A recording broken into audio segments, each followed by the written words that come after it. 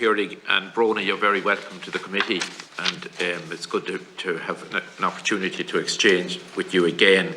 I very much welcome your opening comments in regard to the despicable, deplorable act and attack on the PSNI officer off duty last week in Omagh.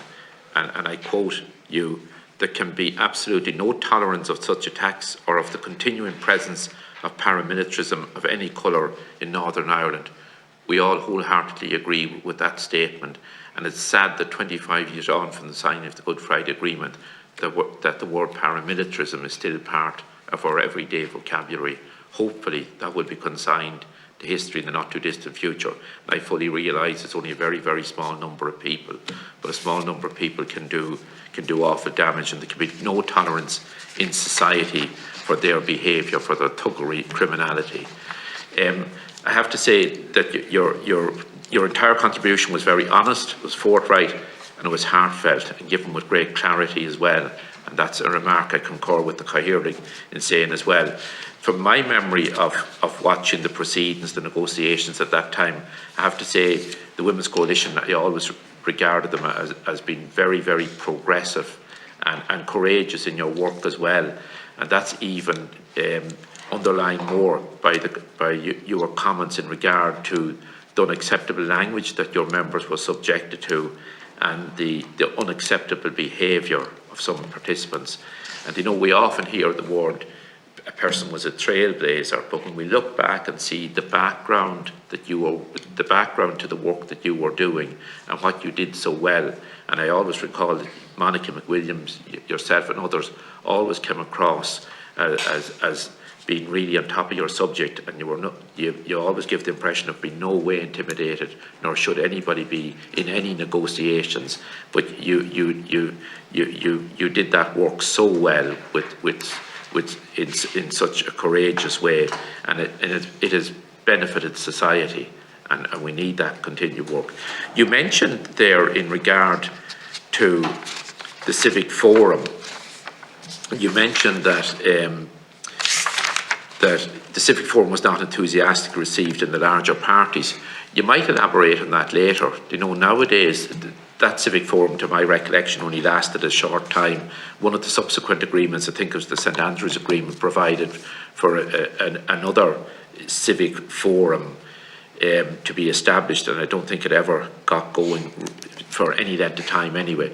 That's very unfortunate, because I knew some of the people who participated in the first Civic Forum, and they always said it was very worthwhile. They've been the relevant stakeholders and partners.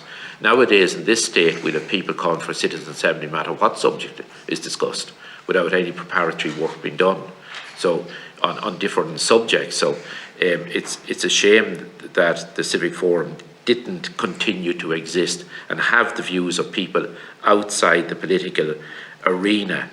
Again, it's most disappointing that there hasn't been the Bill of Rights, that hasn't been established. And you also mentioned that the Single Equality Act that you would work towards, along with the Office of the First and Deputy First Minister, that didn't materialise either. And the importance of those Bill of Rights, Single Equality Act, that all comes into focus when we think of Brexit and the damage it could do, the undermining and diminution of rights, as you refer to. Again, the legacy bill, it's absolutely reprehensible and deplorable that any government could bring forward such proposals. And again, you quite rightly referred to the great work of Sandra McPeak and our colleagues in Wave Trauma. And the government here and all political parties in the Oireachtas have outlined very, very clearly that the British proposals are totally unacceptable. They're giving a licence to murderers to pardon themselves. That shouldn't be acceptable in any democracy or in any society. And again, it's totally discarding the work and the pain and the grief and the efforts that people have gone to try to get the truth in regard to what happened to their loved ones who may have lost their life or been seriously injured through the activities of some state force members and some paramilitary organisations. And it's utterly deplorable that any such suggestion could come from any government. You know, victims and survivors, you take that particular piece of legislation, it's anything but victim-centred. It's the very antithesis of what victim-centred support should be. And again, we need a particular emphasis, I believe, in addressing the many outstanding issues pertaining to victims and the suffering and grief that so many families still go through. In all the contributions to date in this particular work that our committee is undertaking, there has been a clear emphasis that that progress was only made when you had the two governments working closely together. And as you remarked yourself, the respect and partnership between Prime Ministers and Taoiseach, that was an absolute essential ingredient for talks to succeed. Over the past few years, the relationships between the British and Irish governments have not been as cordial or as positive, as progressive as we would like them to be. We sincerely hope that the new framework in regard to the protocol and Mr Sunak's government, that will improve. It's not for the want of efforts on the part of Irish governments that the relationships deteriorated, but it's essential that the outstanding aspects of the Good Friday Agreement are progressed as soon as possible. And I suppose there's one thing: we can itemise the deficiencies in regard to the agreement and what has not happened, but I think it's always important that we remember what has been achieved, and that the island that we all live on today is transformed thanks to the Good Friday Agreement, and it's not the island that we experienced for decades up until 1998. So, and you might just let us know, how would the parties, to my recollection, there wasn't an election in 1996 to decide on the parties to the multi-party talks. No. How, you said that there were elections. Yes. For parties. Yes. Were there actual elections? Yes.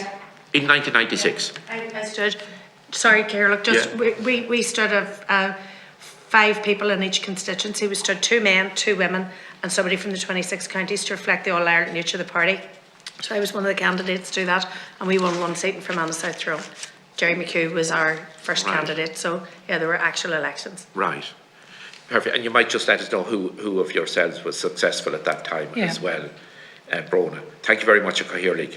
Yeah, thank you very much, Brendan, and for your continuing interest.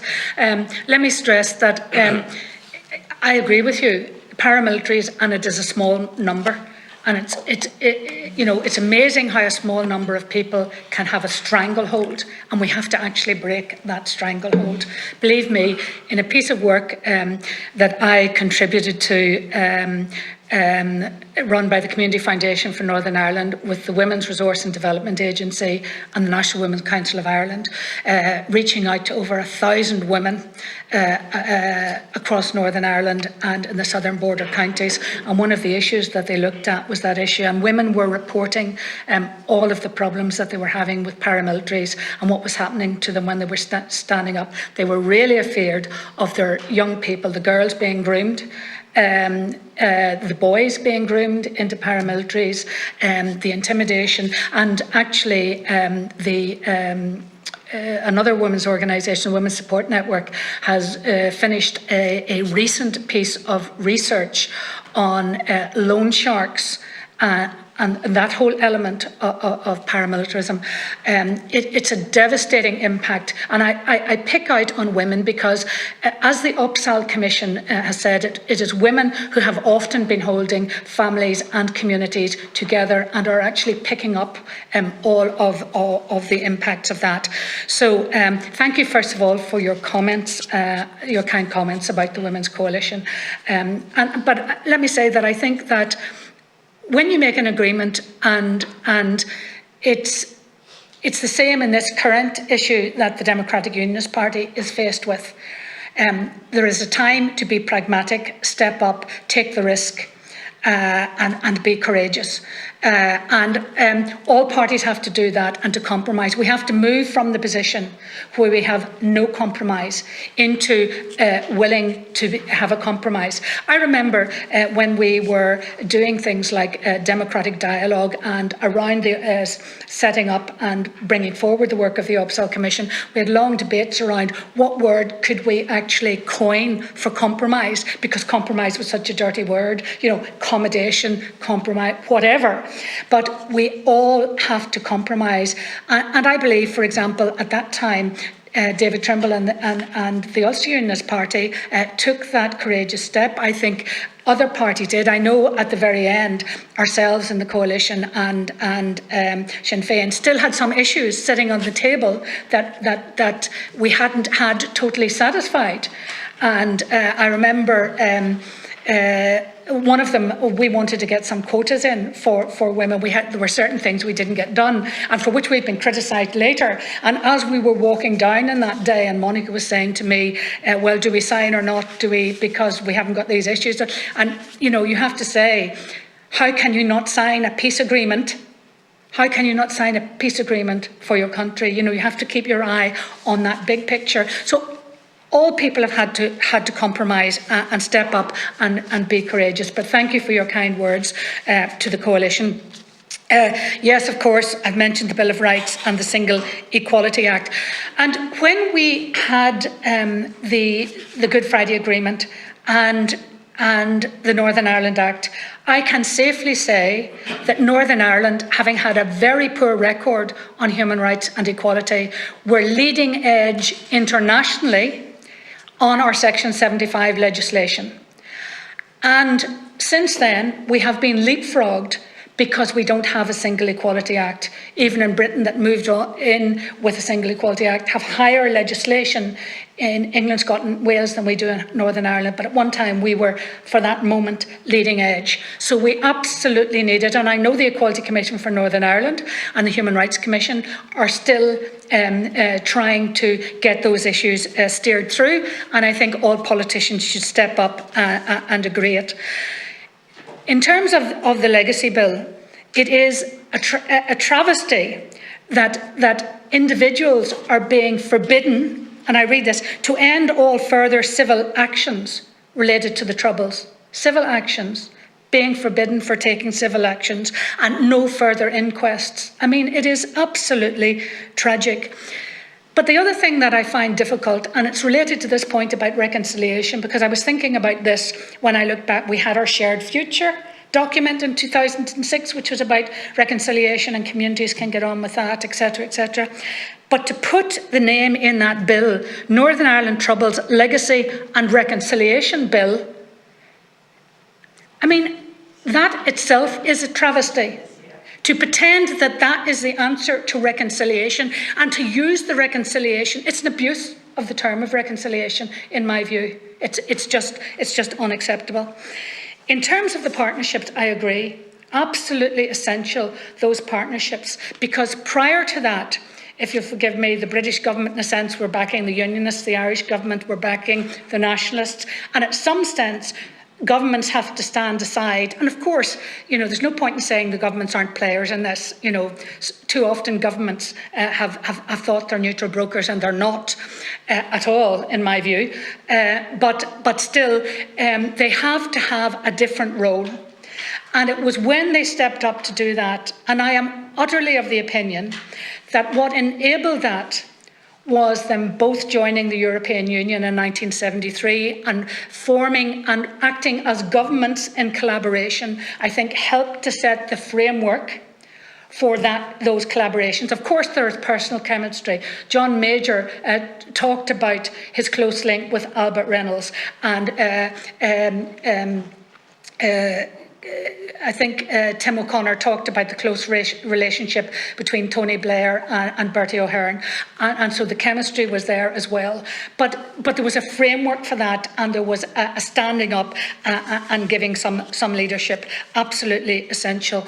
In terms of the election, yes. there was an election. And it was around that basis, you remember I said in my talk that we were looking to bring forward another electoral mechanism. And it was something around that similar kind of electoral mechanism, which there are certain electoral mechanisms that can actually create space for smaller entities. Now, and it reminds me, by the way, the comment that you asked about the Civic Forum, because it's related to this as well. The reason why it wasn't well received in political parties is, for some parties, they think the civil society stole their clothes in all of the years that politicians were outside the tent politically. But civil society was just going about its business, working for the social development and social support of people, bringing and negotiating with government for policies. You'll remember a time when actually at one time Dr. Paisley took a swipe at civil society for engaging with the British government in representing their communities when they were boycotting the British government or something like that. Civil society has always had an independent role, so it might have been a bit of that, but civil society is not there to take the place of political representatives. Political representatives have to move away, in my view, from clientelism and step up to do the strategic leadership that we need them to do in our assembly and in our local councils. We need them to do that. So that was one thing. But I have to say, let me exclude Mark Durkan from that, because Mark Durkan was the one person who saw the issue, and we completely challenged the SDLP on the issue of a civic forum, because they were supporting the idea of a consultative civic forum north-south, and we said, but how can you not buy in to a civic forum?